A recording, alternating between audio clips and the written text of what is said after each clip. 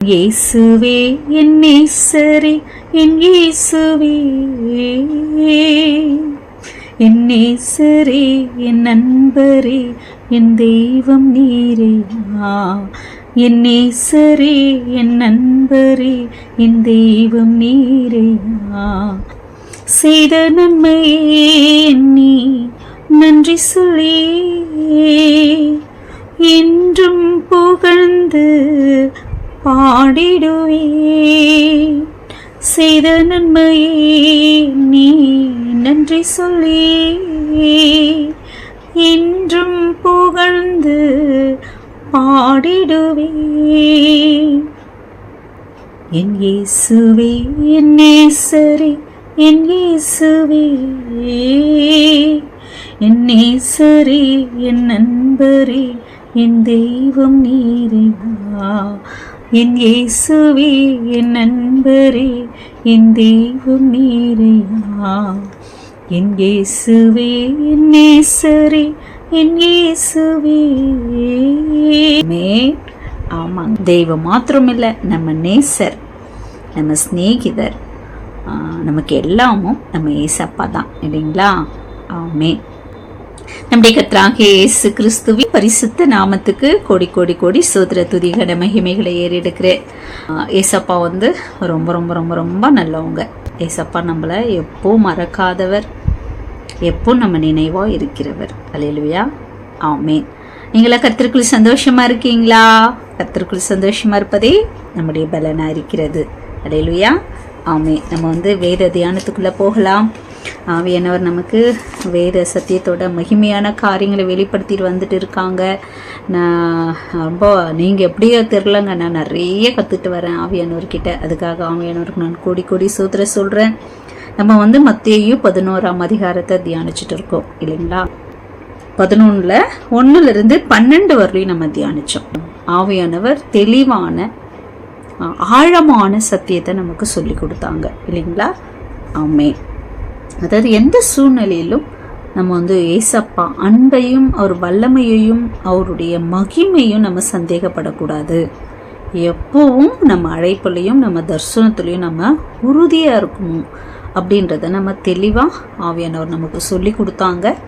அது மாத்திரம் இல்லை, பரலோக ராஜ்யத்தில் நமக்கு இந்த பூமியில் கிடைக்கிற மகிமை, மாலை, மரியாதை இதையே பரலோகத்தில் கிடைக்கும் இருக்கும் அப்படின்னு சொல்ல முடியாது, இல்லைன்னு சொல்ல முடியாது இல்லையா? நம்மளுடைய கிரியை இந்த பூமியில் நம்ம எதை கட்டுறோமோ அது கட்டாயம் பரலோகத்தில் கட்டப்படும். நம்ம எதெல்லாம் கட்டவிழ்க்கிறோமோ அதெல்லாம் பரலோகத்திலையும் கட்டவிழ்க்கப்படும். அதாவது என்ன ஆவியானவர் நமக்கு வலியுறுத்தி சொல்லிட்டே வராங்க அப்படின்னா, எல்லாரும் கிறிஸ்துவர்களும் என்ன நினைக்கிறாங்க அப்படின்னா, வெறும் ரட்சிப்பு, திரும்ப திரும்ப போட்ட அஸ்திபரத்தையே போல் சொல்வார்ல, போட்ட அஸ்திபரத்தையே எத்தனை வருஷம் போட்டது மேலேயே அஸ்திபரம் தானே போடுற தவிர, அது மேலே நீ ஒரு வீட்டை கட்ட மாட்டீங்களே, ஒரு மாளிகை வேண்டாம், ஒரு குடிசை கூட போட மாட்டீங்களே நீங்கள் அப்படின்னா, அதுக்கு மேலே இன்னும் அதிகமாக இருக்குது, அதை தெரிஞ்சுக்க மாட்டீங்க அப்படின்னு சொல்கிறாரு. அது தெரிஞ்சுக்காமல் இருக்கிறதுனால தான் நம்ம என்ன பண்ணுறோம் அப்படின்னா, இந்த பூமியே நமக்கு நிரந்தரம்ன்ற மாதிரி கிறிஸ்தவங்களே வாழ்கிறதுக்கு காரணம் என்ன அப்படின்னா, நம்ம அஸ்திபாரத்தை போட்டுட்டு அப்படியே இருக்கும், ரட்சிக்கப்பட்டுட்டோம், ஊழியம் செய்கிறோம், மறிச்சா பரலோகம் போவோம், அவ்வளோதான் அப்படின்னு நினைக்கிறாங்க. அது மட்டும் இல்லை, நமக்கு நிரந்தரமான ஒரு வாழ்க்கையை போயிட்டு பரலோகத்தில் என்ன பண்ண போகிறோம்? பரலோகம் போயிட்டு சும்மா வரக்கு போகிறோம் இல்லைங்க. அது ராஜ்யம், பரலோக நிழல் தான் இது. பரலோகம் மாதிரி தான் பூமியில நடக்குது ராஜ்யமே தவிர, யுக யுகமா பரலோக ராஜ்யம் பரலோகத்தில் நடக்குது. அப்ப நம்மளுக்கும் ஒரு ஸ்தானம் அங்க உண்டு, அதிகாரம் உண்டு. அதை நம்ம விடக்கூடாதுன்றதை தான் இங்க சொல்லி தராரு. அல்லேலூயா. பூமியில எப்படி நம்ம ஊழியத்தை விட முடியுமோ அத மாதிரி பரலோகத்தில் நமக்கு கிடைக்கிற ஸ்தானத்தை கூட நம்மளால விட முடியும். அதுக்கு இந்த பூமியில நம்முடைய ஊழிய அழைப்பு என்ன, நம்முடைய தரிசனம் என்ன அப்படின்றத ஏசப்பா பாதத்தில் உக்காந்து ஒரு நாள் இல்லை, 2 நாள் இல்லை, ஒரு வாரம் இல்லை, ஒரு மாதம் இல்லை, ஏன் வருஷ கணக்குள்ள கூட என்ன பண்ணலாம், உக்காந்து இதுதான் என்னுடைய அழைப்பு, இதுதான் என்னுடைய தரிசனம், இதுதான் என்னுடைய கர்த்தர் எனக்கு செய்ய சொல்றதுன்றத நம்ம அதை தெளிவா நம்ம தெரிஞ்சுக்கினா மட்டும்தான் நமக்கு எத்தனை வருஷம் ஊழியம் செய்யறதுன்றது இல்லை, நம்மளை செய்ய சொன்னதை செஞ்சு முடிச்சோன்றதுதான், பாதியில விடாம. அல்லேலூயா. அதை தான் என்ன பண்றாரு, வலியுறுத்தி சொல்றாரு. அல்லேலூயா. ஆமீன். அதனால நமக்கு யோவான் ஸ்நானன் சிறுமையா இருப்பாரு அப்படின்னு கிடையாது. புரியனால பரலோகத்திலையும் பூமியில இருக்கிற மாதிரி இவங்க சின்னவங்க இவங்க பெரியவங்க அந்த எண்ணம் இருக்கும்னா இருக்காது. அந்த பதிவு கிடைச்சிச்சு நமக்கு. இந்த பதிவு அந்த ஒரு பாகுபாடு, அந்த உயர்வு தாழ்வு எண்ணமெல்லாம் பரலோகத்துல இருக்காது. நம்மெல்லாம் எந்த ஸ்தானத்துல இருந்தாலும் மனரம்யமா, ஒரு மனதோட சந்தோஷமா, சமாதானமா, மனமகிழ்ச்சியா நம்ம இருப்போம். அதனால நமக்கு எந்த ஒரு சிறுமையும் பரலோகத்துல வராது. ஆனாலும் நமக்கு அது நிரந்தரமா இருக்குல்ல. எந்த ஸ்தானத்தை கொடுத்தாலும் நமக்கு அது நிரந்தரம் இல்லையா, அதை நம்ம விடக்கூடாதுன்னு கர்த்தர் விரும்புறாரு. நம்ம ஸ்தானத்தை விடக்கூடாதுன்னு கர்த்தரை விரும்புறாங்கன்றத நான் வேதத்தை வாசிச்சு ஆவியானவர் மூலியமா இதை தெரிஞ்சுக்கிட்டேன். அல்லேலூயா. ஆமீன். பரலோகத்துல நமக்கு பதவிகள் உண்டு, அதிகாரங்கள் உண்டு, அதை நம்ம விடக்கூடாது. அதை கர்த்தர் வலியுறுத்தி சொல்றாரு. அல்லேலூயா. ஆமீன். வெறும் ரட்சிக்கப்பட்டுட்டோம், ஏதோ ஒரு ஊழியம் செய்கிறோம், மறிச்சா பரலோகம் போகிறோம், அது மட்டும் கிடையாது. அது வெறும் அஸ்திபாரம் தான். அது மேலே நம்ம விசுவாசத்தை கொண்டு எவ்வளோ பெரிய மாளிகை வேணாலும் நம்ம விசுவாசத்தின்படி கட்டலாம். அது இங்கே கட்டுறது நம்மளுக்கு பரலோகத்துல நிரந்தரமா கிடைக்கும் அப்படின்றது தான். அல்லேலூயா. ஆமே. இப்ப தெளிவா புரிஞ்சிருக்கும். அதுக்காக கர்த்தர் கோடி கோடி சோத்திரம்.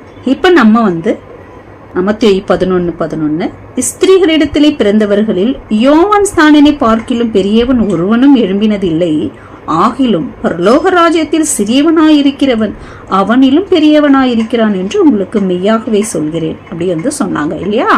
இங்க எவ்வளவு பெரிய ஸ்திரீகளிலே பெரியவர், தீர்க்கதரிசியில் மேன்மையானவர். ஆனா பரலோகத்துல அது இல்லை. ஏன் அப்படின்றத நம்ம நேத்து தெளிவா பார்த்தோம் இல்லைங்களா. சூத்திரம். இப்ப அது கீழே பார்க்கலாம். 12வது வசனம். யோவான் ஸ்நானன் காலம் முதல் இதுவரைக்கும் பரலோக ராஜ்யம் பலவந்தம் பண்ணப்படுகிறது, பலவந்தம் பண்ணுகிறவர்கள் அதை பற்றி கொள்கிறார்கள். நியாய பிரமாணமும் தீர்க்கதரிசிகள் யாவரும் யோவான் வரைக்கும் தீர்க்க தரிசனம் உரைத்ததுண்டு. நீங்கள் ஏற்றுக்கொள்ள மனதாயிருந்தால் வருகிறவனாகிய எலியா இவன்தான், கேட்கிறதற்கு காது உள்ளவன் கேட்க கடவன் அப்படி சொல்றாங்க. அல்லேலூயா. ஆமே. வருகிறவனாகிய எலியா இவன் தான் அப்படின்னு ஏசப்பா சொல்றாரு. அப்படின்னா எலியாவே யோவான் ஸ்நானனா வரல, வருகிறவனாகிய எலியா இவன் தான்றதுனால யோவான் ஸ்நானனே மறுபடியும் எலியாவா வருவாரு அப்படி இங்க சொல்லல ஏசப்பா. அதனாலதான் சொல்லிட்டு சொல்றாரு, காது உள்ளவன் கேட்க கடவன் அப்படி சொல்றாங்க. ஏன் அப்படி சொல்றாங்க அப்படின்னா, நீங்க மேல பார்க்கணும். நியாய பிரமாணமும் தீர்க்கதரிசிகளும் யோவான் வரைக்கும் பரலோக ராஜ்யம் பலவந்தம் பண்ணப்படுகிறது, பலவந்தம் பண்ணப்படுகிறவர்கள் பரலோக ராஜ்யத்தை பிடிச்சுப்பாங்கன்றாரு. அல்லேலூயா. ஆவியானோர் துணையோட படிங்க. சிலர் என்ன நினைக்கிறாங்க, எலியா தான் யோவான் ஸ்நானன் நினைக்கிறாங்க. சிலர் யோவான் ஸ்நானனே மறுபடியும் எலியாவா வருவாரு அப்படி சொல்றாங்க. அப்படியெல்லாம் ஒண்ணுமே இல்லைங்க. எலியா வந்தாரு, எடுத்துக்கொள்ளப்பட்டாரு. யோவான் ஸ்நானன் வந்தார், அது ஏன் மறிச்சாருன்னு நம்ம டீட்டெயிலா பார்த்துட்டோம் இல்லைங்களா. சரி, இப்போ கர்த்தரையே இஸ்ரவேலின் தேவனா இல்லாம அந்நிய தெய்வத்தை அதாவது குறிப்பா பாகால் என்ற தெய்வத்தை தெய்வமா, அது இஸ்ரவேல தேசத்துக்கு கர்த்தரே தெய்வம், கர்த்தரே தெய்வம், கர்த்தரே தெய்வம் அப்படின்றத இஸ்ரவேல் தேசத்துக்கு வெளிப்படுத்தினவர் யாருன்னா எலியா. கர்த்தரை விட்டு டோட்டலாவே அந்நிய தேவனை வணங்குல கர்த்தர் பக்கம் திருப்பினவர் யாரு? எலியா. அல்லேலூயா. ஆமேன். அதுக்கப்புறம் நம்ம எல்லாமே 2 ராஜாக்கள் 1ஆம் அதிகாரத்துலலாம் இன்னும் மகிமையான காரியத்தை நம்ம எலியா குறித்து பார்க்குறோம். அவர் எடுத்துக்கொள்ளப்படுறதை நம்ம பார்க்குறோம் இல்லைங்களா. அதே மாதிரி காலகட்டத்தில் தான் கிட்டத்தட்ட ஒரு 3000 வருஷத்துக்கு அப்புறம் யோவான் வராரு. யோவான் ஸ்நானன் எளிய காலத்துக்கும் யோவான் ஸ்நானன் வர காலத்துக்கும் எப்படி ஒரு 3000 வருஷம் இருக்குது. அப்போ அதே காலகட்டத்தில் தான் யோவான் ஸ்நானன் வராரு. டோட்டலாக என்ன பண்ணுறாங்க, கர்த்தரே இல்லாமல் நியாயப்பிரமாண காலம் இல்லை, மனசாட்சியின் காலத்து வரலையும் போயிட்டு இருக்கிறாங்க. யோவான் ஸ்நானன் வரும்போது அவங்கவுங்க இஷ்டத்துக்கு அவங்கவுங்க போன போக்கில் என்ன பண்ணின்னு இருக்காங்க, வாழ்ந்துட்டு இருக்காங்க இஸ்ரவேலர்கள். இந்த பூமி தான் நிரந்தரம் நமக்கு அப்படின்றத என்ன பண்ணுறாங்க, உறுதியாக நம்பி பரலோகமா மெஸ்ஸியாவா ஒன்றும் பற்றி அவங்களுக்கு கவலை இல்லாமல் இருக்கும்போது தான் எலியா மாதிரியே யோவான் ஸ்நானனும் வராரு. நம்ம இன்னும் அந்த 2 ராஜாக்கள் 1ஆம் அதிகாரத்துலலாம் பார்த்தாக்கா தெரியும், அந்த அகசிய ராஜா என்ன பண்ணுவான், மேலே வீட்டிலேருந்து கீழே விழுந்துடுறான் இல்லைங்களா. அவன் பிழைப்பானா இல்லையா அப்படின்னு சொல்லிட்டு என்ன பண்ணுறான், அந்த ராஜா பாகால் கிட்ட தீர்க்கதரிசிக்கிட்ட குறிக்கேக்க அனுப்புகிறான். அப்போ தான் கர்த்தர் என்ன பண்ணுறாரு, எலியாவை போயிட்டு சொல்கிறாரு, இஸ்ரவேல தேவன் இல்லை அப்படின்ட்டடா, போயிட்டு பாகால் தேவனை குறி கேட்க போகிறீங்க, அந்த ராஜா பிழைக்க மாட்டான், போய் சொல்லு அப்படின்னு சொல்லி அனுப்புவார் இல்லைங்களா. அதெல்லாம் நீங்கள் உங்களுக்கு நல்லா தெரியும். அப்போ அவங்க கேட்போம், இது மாதிரி ஒரு நாங்கள் போகிற டைம், ஏன்னாடா அவ்வளோ சீக்கிரம் வந்துட்டீங்கன்னா, அது மாதிரி போகிற டைமில் ஒருத்தர் நீ இஸ்ரவேல தேவன் இல்லைன்னு சொல்லிட்டு அந்நிய தேவனா இருக்கிற பாகாலை பற்றி போய் கேட்குறீங்க சொல்லி அவன் செத்துருவான்னு போய் சொல்லு ராஜா கிட்ட, நான் சொன்னேன்னு சொல்லுன்னு சொல்லி அமிச்சான் ஒரு ஆள் அப்படியே சொல்லி போய் சொல்கிறாங்க. அமிச்ச மந்திரிகள் எல்லாம். அப்போ யார் அவன் எப்படி இருந்தான் அப்படின்னு கேட்கும் போது அவங்க சொல்லுவாங்க, அவன் மயிராடை போட்டுட்டு இருந்தான். இந்த மயிராடைன்றது ஒட்டக மயிர், அதில் தான் அப்பப்பெல்லாம் போட்டிருக்காங்க. நீங்கள் பார்த்தீங்கன்னா தெரியும், யோவான் ஸ்நானன் கூட ஒட்டக மயிர் தான் போட்டுட்டு இருப்பார். அவரும் இடையில கச்சை தான் கட்டிட்டு இருப்பார். யோவான் ஸ்நானனும் அவரும் வனாந்தரத்தில் தான் இருப்பார். அதே மாதிரி தான் எலியா கூட அந்த மயிராடையை போட்டுட்டு இடையில கச்சை கட்டிட்டு இருப்பார். சேம் அதே மாதிரி தான். அதை சொல்லுவாங்க, அவன் மயிராடையை போட்டுட்டு இருந்தான், அவன் இடையில கச்சை கட்டிட்டு இருந்தான் போது அந்த ராஜத்தை அவன் எலியா தான் அப்போ அப்படின்னு சொல்லுவான், அவன் தெரிஞ்சுக்குவான் இல்லைங்களா.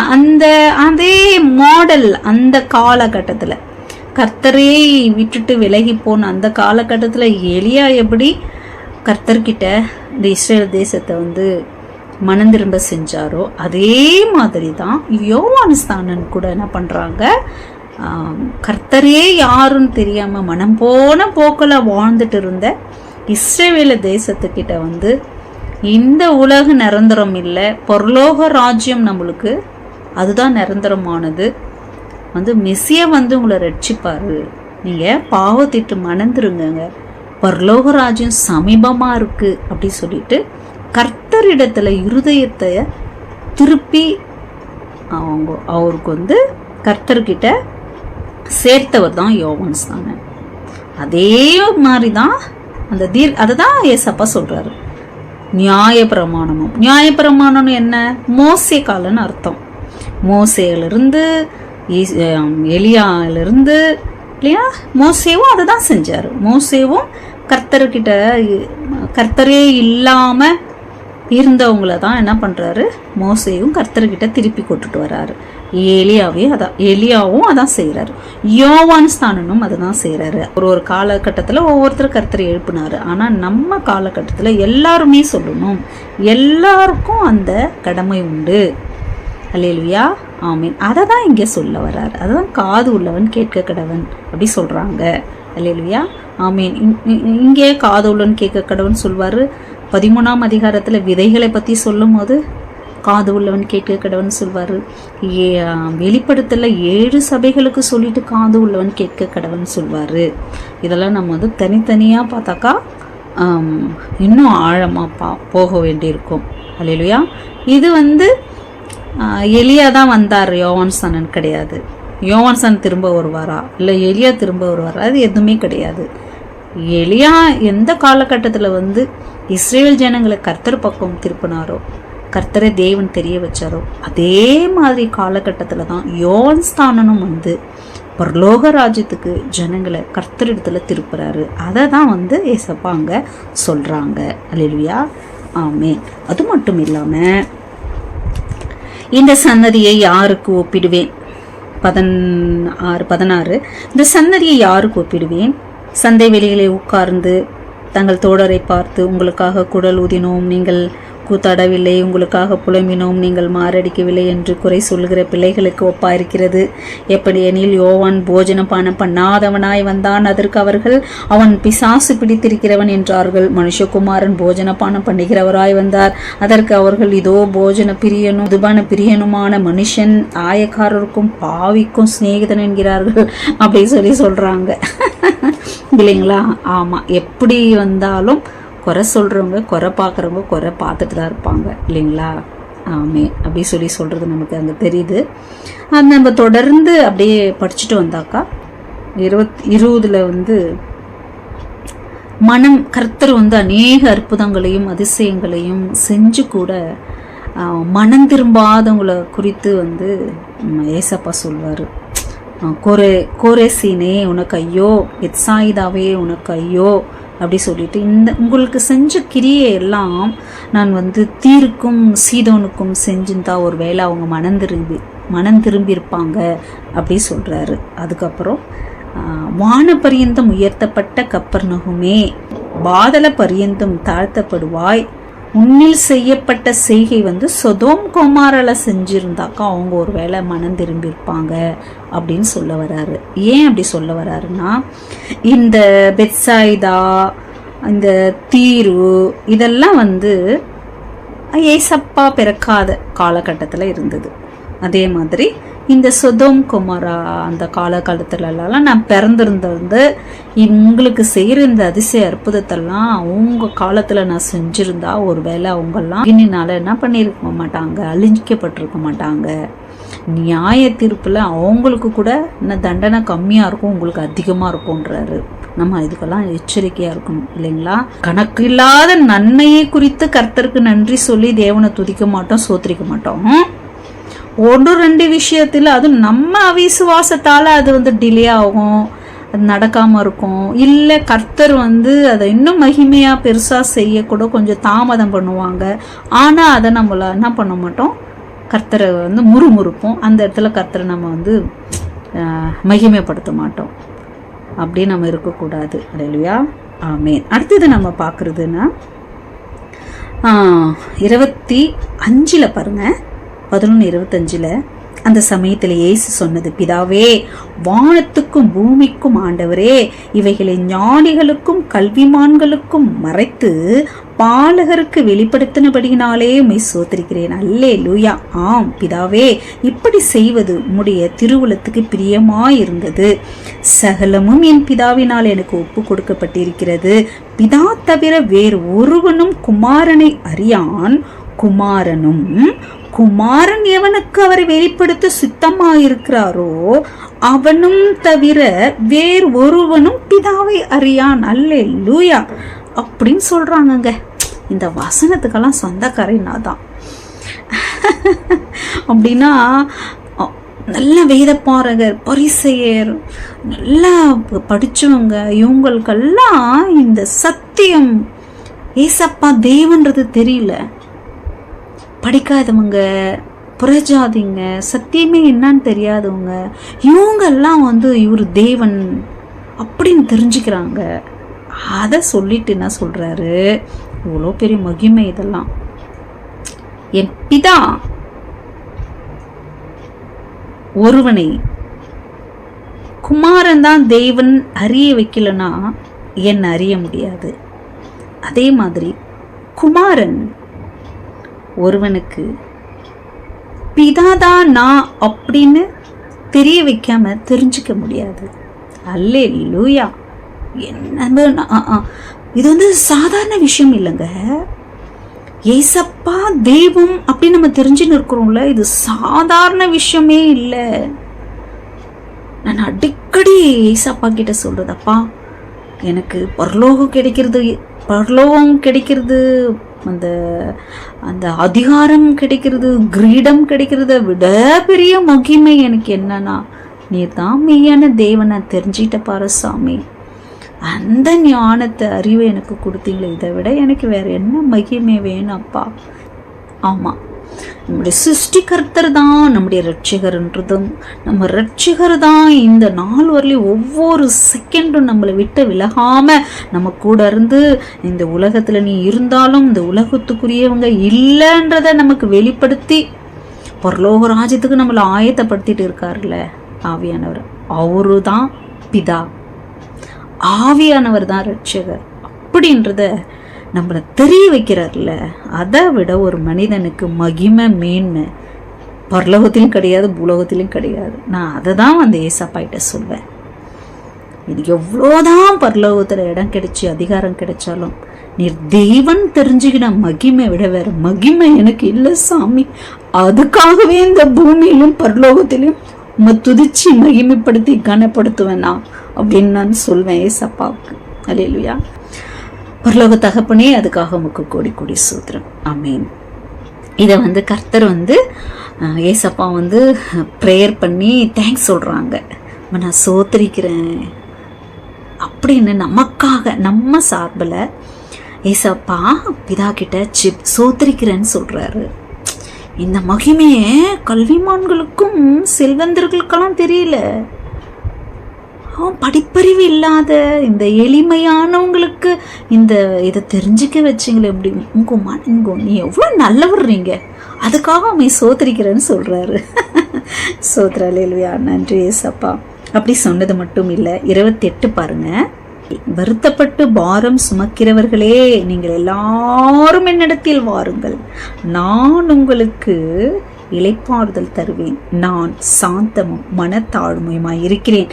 என் நுகத்தை உங்கள் மேல் ஏற்றுக்கொண்டு என்னிடத்திலே கற்றுக்கொள்ளுங்கள். அப்பொழுது உங்கள் ஆத்துமாக்களுக்கு இளைப்பாறுதல் கிடைக்கும். என் நுகம் மெதுவாயும் என் சுமை இலகுவாயும் இருக்கிறது என்றார். அல்லேலூயா. ஆமென். இந்த உலகத்துல மனிதர்கள் பணம் இருக்கா, அழகு இருக்கா, அந்தஸ்து இருக்கா, பட்டம் இருக்கா, உயர்வு இருக்கா, ஐஸ்வர்யம் இருக்கா, இதெல்லாம் பார்த்து தான் உறவு வச்சுப்பாங்க இல்லைங்களா?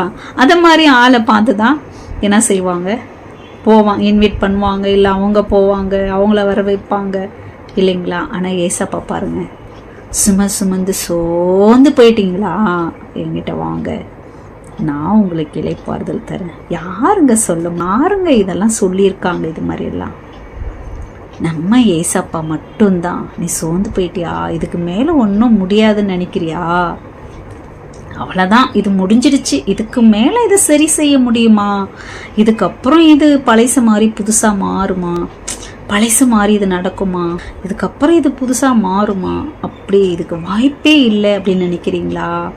என்கிட்ட வாங்க, எல்லாத்தையும் மாற்றி கொடுக்குறேன் அப்படி சொல்கிறாங்க. அல்லேலூயா. அது மட்டும் இல்லை, இன்னும் ஒன்று சொல்கிறாங்க, நான் சாந்தமும் மனத்தாழ்மையுமா இருக்கிறேன். என் நுகத்தை நீங்க ஏத்துக்குங்க, என்கிட்ட கற்றுக்கொண்டு அப்பொழுது உங்களுக்கு இளைப்பாறுதல் கிடைக்கும். என் நுகம் மெதுவாயும் என் சுமை இலகுவாயும் இருக்கிறதுன்னு சொல்றாரு.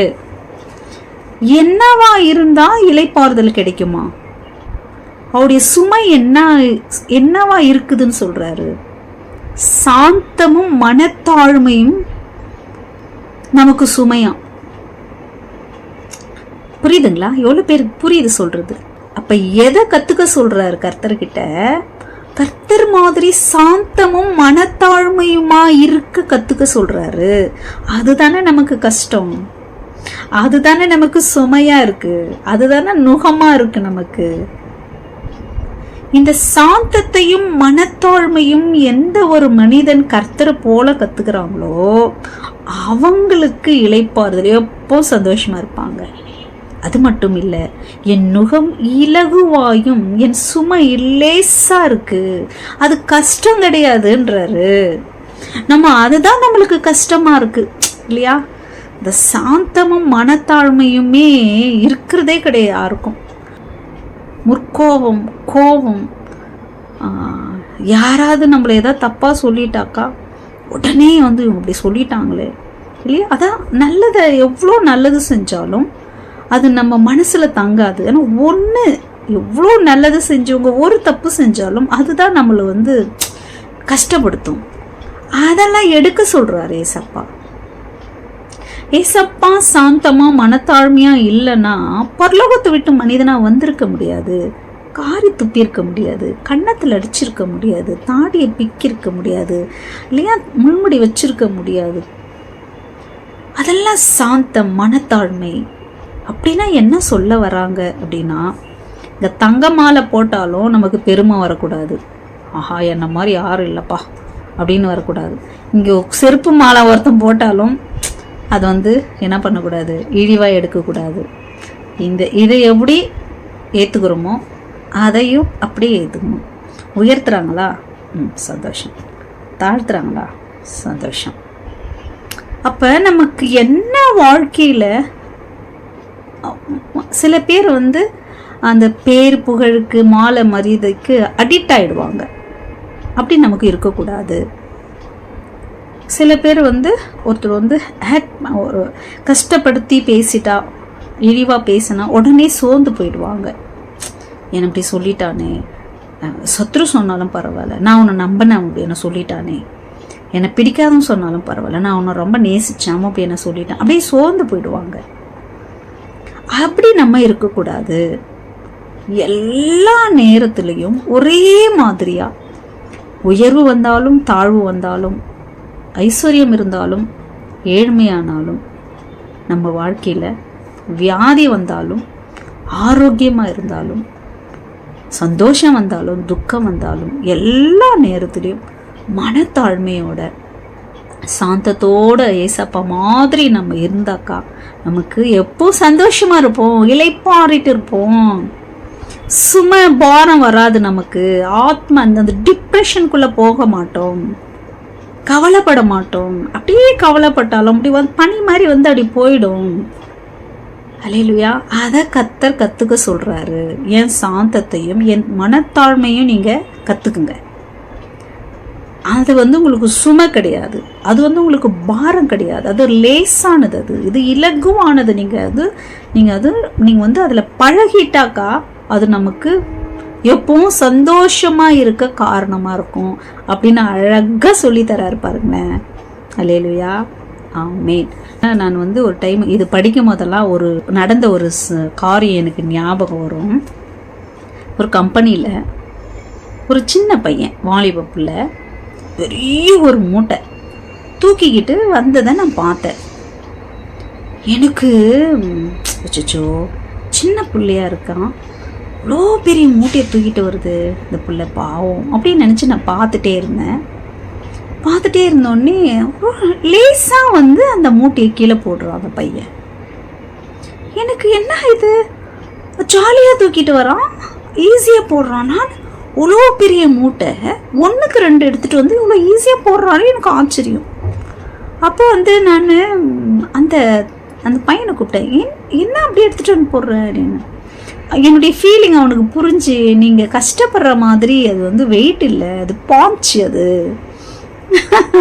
அப்படின்னு சொன்னான் அந்த பையன். நான் எடுக்கட்டுமா அப்படின்னு நான் கேட்டேன் அவன்கிட்ட. அவன் தாராளமாக எடுங்க, அப்போ தான் ஈஸியாக இருக்குது. அவ்வளோ பெரிய மூட்டை ஒரு கையில் தூக்குறேன், சந்தோஷம் வந்துடுச்சு எனக்கு. 2 கையில் 2 மூட்டை தூக்குறேன், சந்தோஷமாயிடுச்சு. பெருசாக இருக்குது ஆனால் வெயிட் இல்லை. அப்போ எனக்கு இந்த வசன ஞாபகம் வந்தது. ஓ, ஏசப்பா சொன்னாங்கல்ல, என்னுடைய நுகம் இலகுவா, என் சுமை லேசானது அப்படி சொன்னாங்க இல்லையா அப்படின்னு அந்த வசனம் எனக்கு ஞாபகம் வந்தது. யோசிச்சு நான், ஆமாம்ல, அதான் ஏசப்போட சாந்தமும் மனதுருக்கமும் நமக்கு தான் அது கஷ்டமாக இருக்குது. அதை வந்து பழகிட்டா அது சுமை இல்லை, லேசுன்னு நமக்கு தெரியுது அப்படின்னு நான் தெரிஞ்சுக்கிட்டேன். அல்லேலூயா, ஆமே. நம்ம கூட எப்பவும் சந்தோஷமாக இளைப்பாறுதலோட, எப்போ என்ன நடந்தாலும் சந்தோஷமாக இருக்கணும்னா ஏசப்பாவோட குணாதிசயமாக இருக்கிற அந்த சாந்தத்தையும் மனத்தாழ்மையையும் அதை வந்து ஏசப்பா ஃபாலோ பண்ணும் போது நம்ம எப்பவும் சந்தோஷமாக இருப்போம். நம்ம எப்பவும் சந்தோஷமாக இருக்கணுன்றது தான் ஏசப்பாவோட பிரதான நோக்கம். அதுக்காக ஏசப்பாவுக்கு நான் கோடி கோடி சோத்திர சொல்கிறேன். நம்முடைய ஏசப்பா மாதிரி நம்ம பரலோக ராஜ்யத்தை குறித்தும் நம்ம வந்து எல்லாத்தையும் சொல்லணும். ஏசப்பாவை ஃபாலோ பண்ணி நடக்கும்போது நம்ம இடறி வலப்பக்கம் இடப்பக்கம் நம்ம விழ வாய்ப்பு இருக்காது. எந்த ஒரு மனிதனையும் நம்ம ஃபாலோ பண்ணாமல் ஏசப்பாவை மட்டும் ஃபாலோ பண்ணி நம்ம நடக்கும்போது நம்ம கண்டிப்பாக ஜெயம் பெறுவோம். அல்லேலூயா, ஆமென். ஏசப்பா சீக்கிரமாக வரப்போகிறாங்க. வாசல் படியில் நின்று இருக்காங்க. எப்போ தட்டுவாங்கன்னு தெரியாது. ஏசப்பா தட்டும் போது நாம் அவரோடவும் அவர் நம்மோடவும் மிகப்பெரிய விருந்து செலிப்ரேஷன் பரலோகத்தில் நமக்காக காத்துக்கிட்டு இருக்கு. அந்த காலகட்டம் எல்லாம் நம்ம கண் பார்க்குது, காது கேட்குது இல்லைங்களா? ஆமேன். அதுக்காக நம்ம ஆயத்தமாக இருப்போம். மற்றவங்களையும் நம்ம ஆயத்தப்படுத்துவோம். நம்முடைய கர்த்தராகிய இயேசு கிறிஸ்துவின் கிருபை, தேவனுடைய அன்பு, பரிசுத்த ஆவியானவரின் ஐக்கியம், சந்தோஷம், சமாதானம் நம்மோட தேவ பிள்ளைகளோட ஏசப்பா வரவர்களையும் இருப்பதாக. ஆமென். பரலோக பாதை என் இயேசு, பரலோக பாதை என் இயேசு, பரலோக பாதை என் இயேசு, பரலோக பாதை என் இயேசு.